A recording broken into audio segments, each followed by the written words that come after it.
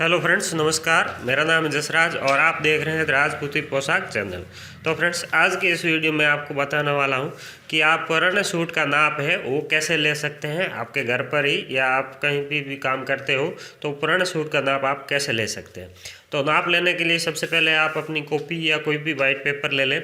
उसके अंदर नाप में आपको लिखना है एक तो लहंगे की लंबाई और लहंगे का जो लेफा होता है, ऊपर वाली चीन बोलते हैं कोई लोग, कोई लेफा बोलते हैं, वो चीज़, और कुर्ती की लंबाई और कुर्ती का सीना और कुर्ती का कमर और कुर्ती का शोल्डर, ये चीज़ का कुर्ती का नाप हो गया।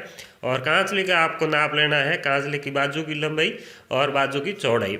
और बाकी चीज़ें हैं, टुक्के वगैरह है, वो अपन आईडी से ही बनाएंगे या फिर उसके हिसाब से बना सकते हैं, लेकिन नाप लेने के लिए हमारे को इतना ही मैटर होना चाहिए।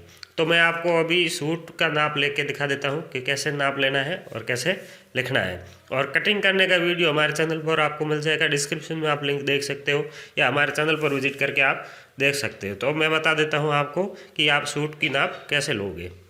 तो फ्रेंड्स, लहंगा का नाप लेने के लिए सबसे पहले इस प्रकार से आपको लहंगा रख देना है।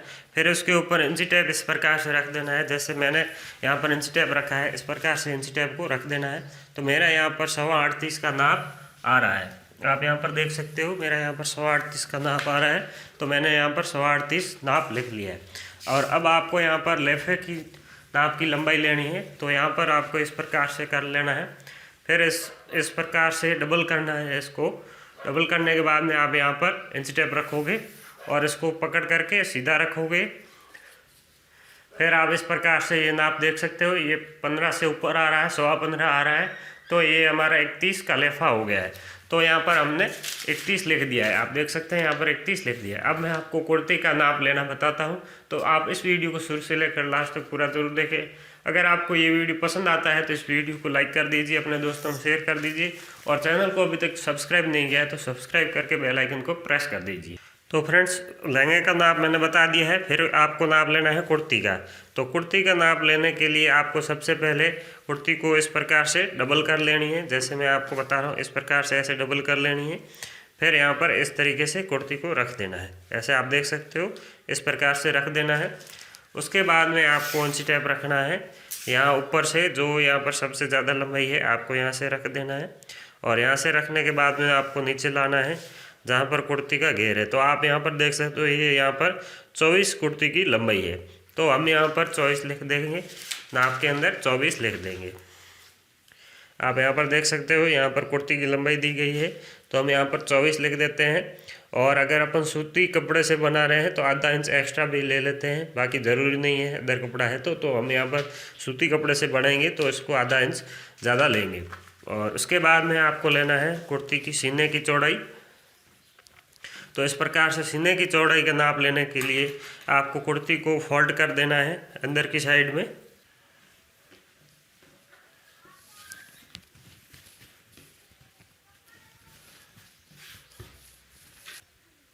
फिर आपको यहाँ पर इस प्रकार से कुर्ती को फोल्ड करने के बाद में आपको सबसे पहले सीने का नाप लेना है। तो आप यहाँ पर देख सकते हो, जहाँ पर ये सिलाई की गई है, इस सिलाई से आपको नाप लेना है, और दूसरी सिलाई इधर से यहाँ तक आपको नाप लेना है। तो यहाँ पर आप देख सकते हो 17.5 आ रहे हैं, तो यहाँ पर 35 है वो सीने की चौड़ाई है। तो आप देख सकते हो यहाँ पर 35 सीने की चौड़ाई, यहाँ पर अपन देख सकते हैं 17.5 पर आ रहा है, तो 35 यहाँ पर लिख लेते हैं। यहाँ पर सीने की चौड़ाई है वो 35 लिख लेते हैं। उसके बाद में अपन नाप लेंगे कमर का। तो आप यहाँ पर देख सकते हैं, ये यहाँ पर कमर का नाप आ रहा है लगभग 16.5 यहाँ पर नाप आ रहा है। तो यहाँ पर 15 2 30 31 32 यहाँ पर कमर है, वो 32 कमर यहाँ पर अपन लिख लेते हैं, कमर 32। उसके बाद में शोल्डर का नाप ले लेते हैं। तो यहाँ पर शोल्डर का नाप यहाँ से लेंगे, इधर से जो यहाँ ऊपर मगजी लगाई गई है यहाँ से लेते हुए इधर तक लेंगे। तो आप यहाँ पर देख सकते हो 13.25 का शोल्डर यहाँ पर इस नाप के अंदर आ रहा है। तो हम यहाँ पर 13.25 शोल्डर है वो लिख लेते हैं।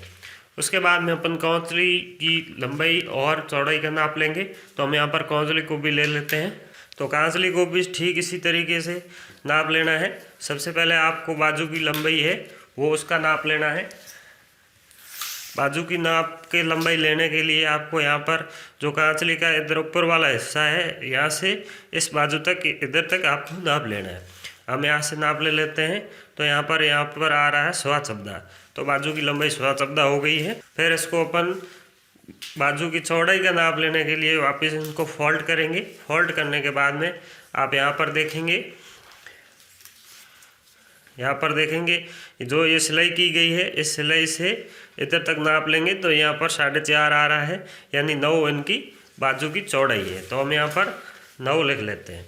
तो बाजू की लंबाई हो गई है 14.5 और चौड़ाई हो गई है 4.5, यानी 9 इंच की चौड़ाई हो गई।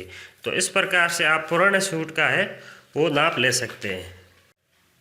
तो आप यहाँ पर देख सकते हैं पहले थोड़ी लाइट ज़्यादा थी तो यहाँ पर साफ नहीं आ रहा था। तो अब मैं आपको दिखा देता हूँ। लहंगा की लंबाई हो गई है और लहंगा का लेफा हो गया है, और कुर्ती की लंबाई, कुर्ती का सीना, शोल्डर और कमर हो गई है, और बाजू की लंबाई हो गई है, बाजू की चौड़ाई भी हो गई है। तो इस प्रकार से आप पुराने सूट का नाप ले सकते हैं। और आपको कोई भी कंफ्यूजन है तो आप हमें कमेंट में पूछ सकते हैं, या फिर वीडियो के डिस्क्रिप्शन में व्हाट्सएप का लिंक दिया गया है, आप व्हाट्सएप में भी पूछ सकते हैं।